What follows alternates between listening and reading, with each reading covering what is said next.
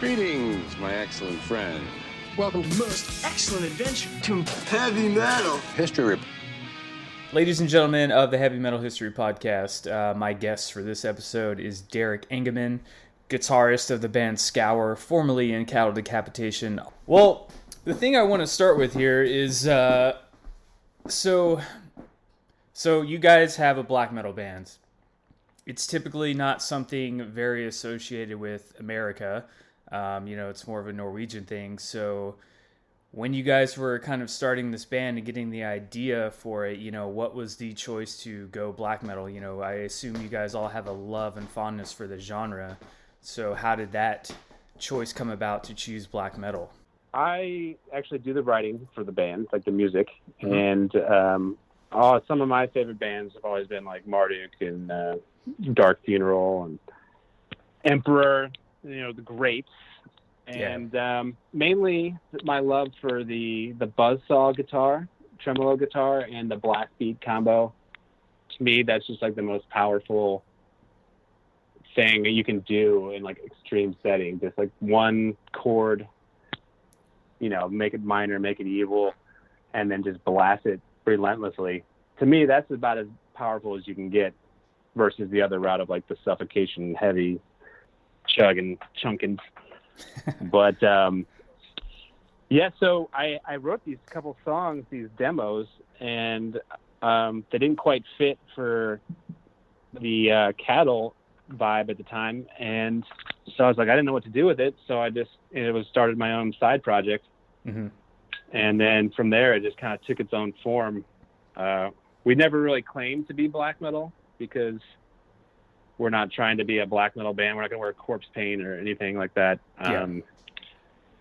But I think moving forward too, we'll probably have a little more of death and grind elements. So we never really claimed to be black metal, but let's face it, there's definitely that influence in there for sure. Yeah, I think it's, there's definitely like a ton of genre, in it, like you were saying, but I feel like the one that stands out the most through all of it is kind of the black metal feel. And I do agree with you that it's not like a pure black metal album. But it's the one thing that stands out the most to me. And it's the one element I appreciate the most because like it sounds so different from a lot of traditional black metal bands or even like the kind of American versions of those bands. And it's something different in its own right. And I really appreciate that aspect of the band. Obviously you coming from Cattle Decapitation has those influences in there a little bit as well too, which is fucking sick. And all the other bands that all the other members are in kind of coalesces into this band. Even though you're writing all the songs, it's a nice little hodgepodge and you can kind of pick out each element, I feel like. Awesome. I mean, that's pretty much exactly what we're like going for, really. Yeah. And I think, Phil, especially on the Black EP, he does some like super low, like brutal vocals. And I think that also helps kind of like help us stand apart from like the strict black metal genre, if you will. Phil and Selma in general, I think gives it a twist. Yeah, man. I've been on to you guys, ever since like the first EP came out. And when I found out Phil was in the band, I was like, wait a minute, this is the same motherfucker that did those highs in Cemetery Gates? Like, how in the world? Talk about underrated vocalist, man. That his range is just fucking ridiculous. Oh, man, it's crazy. And, like, jamming in the Illegals, to watch him sing those old, like, Pantera, like, melodies and stuff, and then go into the Illegals, like, brutal death stuff, it's crazy to me how he can just flip back and forth. Yeah, I give it up. I'd say he's underrated, one of the most underrated, but he's pretty well known. Fair. So, how did you guys approach kind of the writing of, or I guess actually, not necessarily writing. So, how did you approach kind of doing like EPs instead of records? Because I feel like that's what I'm seeing a lot of bands do nowadays, and I kind of appreciate that, because it keeps stuff coming out. So, what was the choice of doing EPs over a full length? Well, that kind of developed on its own, actually. It wasn't the original idea. We had a few songs, and Phil, he joined up only after having those two songs that we had, and I think he originally thought it was just going to be like 4 songs. So, we added a sample and another track, nice round 6 number. And we were like, well, there's an EP for you. And then when we had some more music, I was like, well, let's do another 6. And then we were like, well, naturally we have to have a trilogy of 666. So 3 EPs.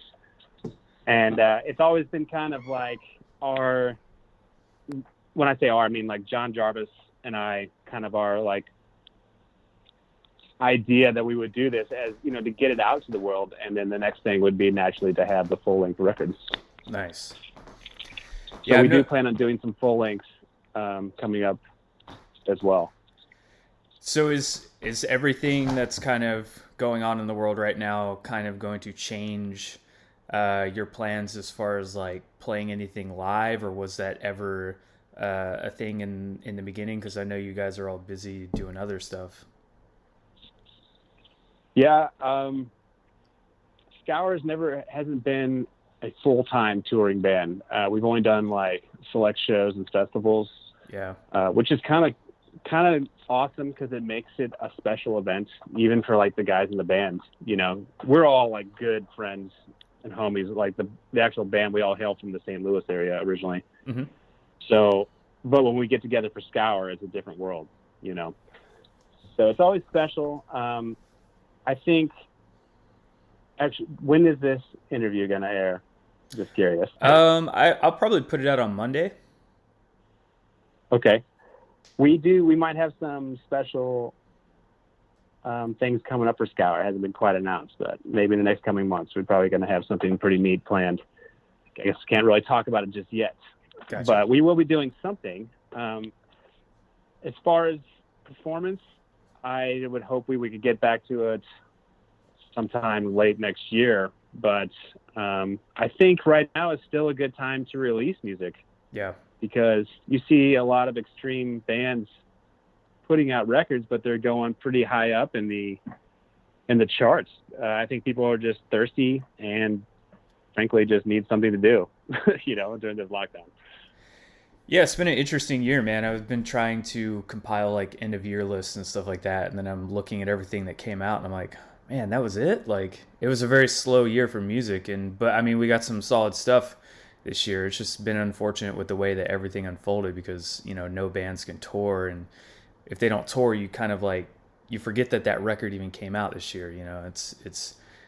I don't know. I'm curious to see how like everything's gonna adapt in terms of like writing music and recording and touring and everything like that over the next year or so.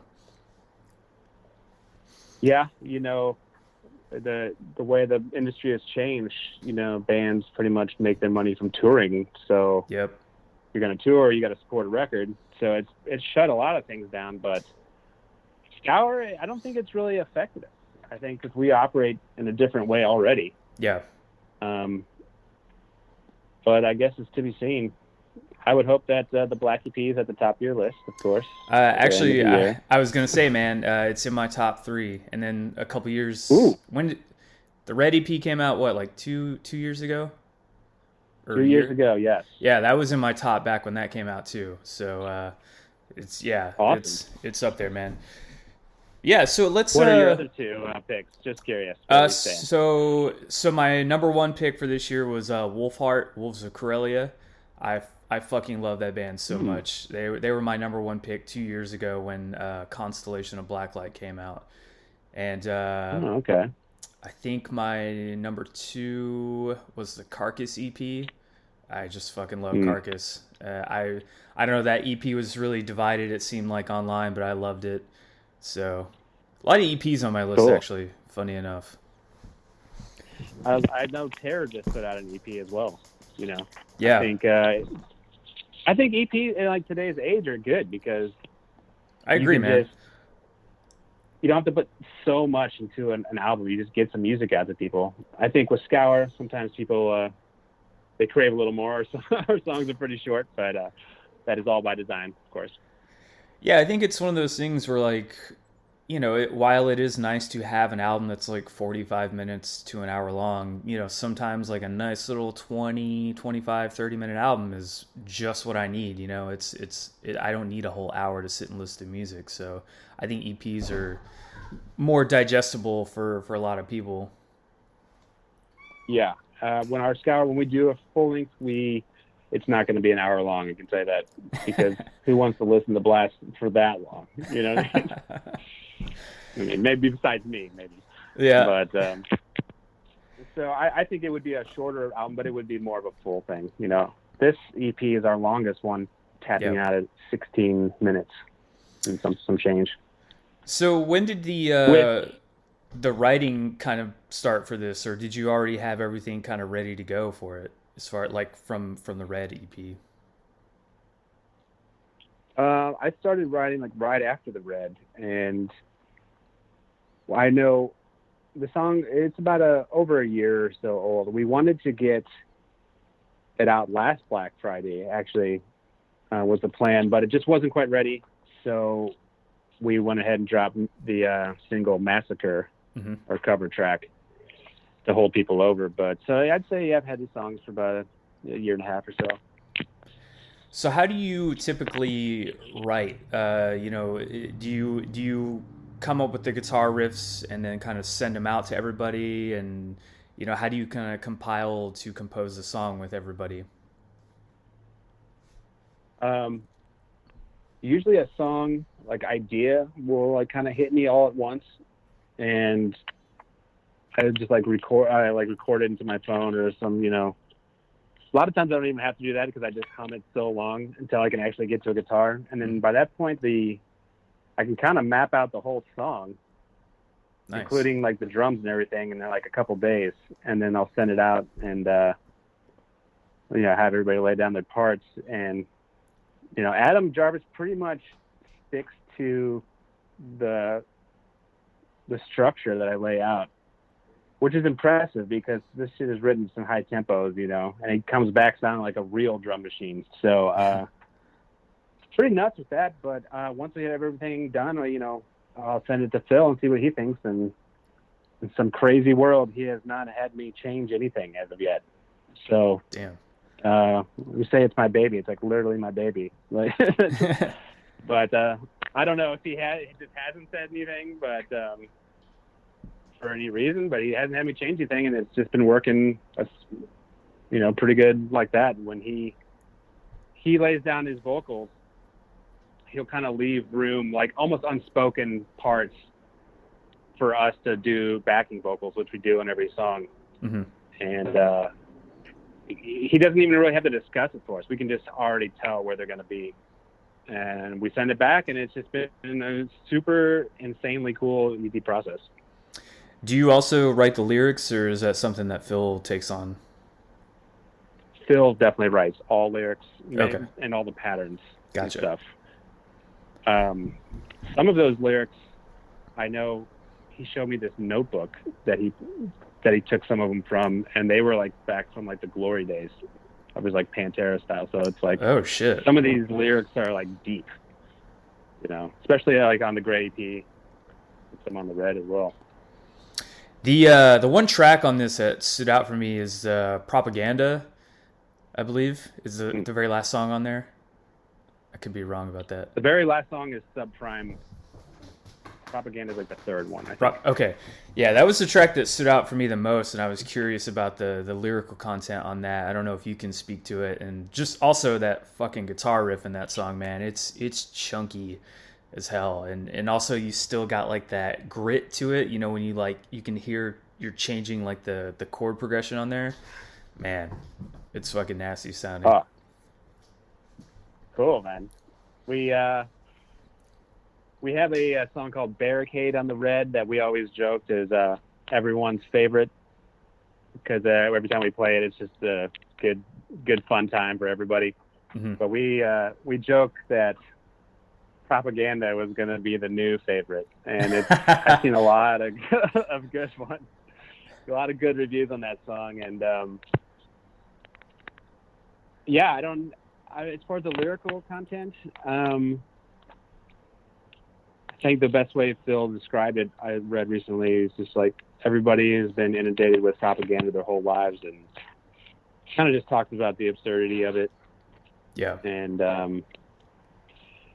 that's about as much as I could say for his lyrics, I would say, for that. I don't want to say something wrong, but no worries on that. Is that whole song is based around that main riff, like that chugging pulse. Mm-hmm. And it just, it was a really cool combination of the buzzsaw and like the chunk, but like in a crazy pulse. And I know Mark Kleppel, our other guitar player, that's a big favorite of his. Nice. So when you have everything ready to go, you're done writing and you're ready to start recording, did you guys do like home demos and stuff like that? Or I guess like how did you start recording everything? Like, did you go into a studio for parts or just do everything on your own? Like, what was that process like? I did everything on my own, demo wise. Mm-hmm. And when we were down at the Lair at Phil's house for some show or something, or I don't remember what, but we were like, well, let's just go ahead and record those drums. So we recorded right there at Phil's, and then from there we all recorded our other parts individually. Okay. And nice. then it was all mixed and mastered by our buddy Ryan Vincent in Apollo Audio Alt. There it is. Apollo Audio Alt. He's gonna kill me if he hears this. So is this kind of one of those things where it's like, I don't want to say like indie, it's not really the word, I guess, but like, it's very DIY, like you are all like kind of putting your own money into it, no record label really, so to speak, except for like release. Like, is that how it's kind of working? Scour has been very DIY from the beginning, and a lot of it by design, because when John Jarvis and I started this band, I was like in Cattle and he was in Pig Destroyer, and mm-hmm. there's a lot of things that we just thought maybe like managerial wise that we had a better vision, I guess. And so we've done everything DIY to kind of make, if you want it done right kind of thing, including the recording. And, Housecore, they'll handle all the label stuff. But this time around, we joined up with Nuclear Blast. So that's kind of been a whole new world as well. And they probably like get sick of me, but like literally everything they would send me, I'd be like, maybe a little tweak on this, little tweak on that. But they've been such an awesome team, and it's really awesome to have Team Scour, where you got, before it was just so DIY. I mean, it was like John Jarvis and I handling everything, but now we got the Housecore team and the Nuclear Blast team, and, the guys in the band do a lot too. Even like Mark will set up stuff for like Sick Drummer for Adam and stuff. So we use our resources, what we have, but we're always just going to be pushing stuff on our own for sure. Yeah, I hear nothing but good things about Nuclear Blast and how they kind of treat and take care of their bands. Because the band that I used to work for is on their label, and like they have nothing but good things to say. And like I kind of see it too. Like, they really like give a shit and like push the bands out to the people. Whereas I don't think a lot of labels, like whether on purpose or accidentally, they just don't spend that amount of time, it seems like. I think Nuclear Blast has been awesome. I've got nothing but great things to say. I know, Cattle was on Metal Blade Records. And, yeah. Metal Blade's incredible too. They got an awesome team too. Slego is my boy. He actually, the Scour Boys, we have a little side project called the Booze Hounds. And we did this year a benefit song, 99 Bottles of Beer, the old classic. Brian Slego actually sang a track on there. Oh, that's fucking awesome. Cool. As did Kate and Phil as well. So, but that's beside the point. But what I was saying is, Metal Blade was awesome, but I think Nuclear Blast is like some of the best I've worked with, straight up. Well, man, it sucks. I feel like I had so much stuff I want to ask you, but we are running out of time. So, as far as like, being able to support the band, buy stuff from you guys, where can listeners go to do that, to get the record, whatever helps you guys out the most? You can get all of our merch at nightshiftmerch.com. It's a new company, but they got like some heavy hitters like Black Dahlia and tons of bands actually just recently. So I check them out. They're great quality. Love the stuff. And we just went with them like right before this album because they were just killing it. So you can get all our merch there. We got a bunch of shirts, grinders, and pipes for those who want to, partake. And if you need to get our album in the North America, definitely go to the housecourestore.com. That's where you can pick that up. They got album variants or vinyl variants, and then anywhere internationally will be through Nuclear Blast. Cool, man. Well, dude, thank you so much for taking the time to do this. The EP is incredible. I can't wait to hear more from you guys. So good luck, and I guess maybe next year, 2 years from now, we'll see you again with more Scour. Oh, yeah. My pleasure meeting with you, dude. Yeah. We are already working on new stuff. I've got so many ideas flowing. I think the full length is going to be the best to date. Awesome. And in the next couple months, keep an eye out. We got something special planned for all the Scour boys. Cool. Be excellent to each other. And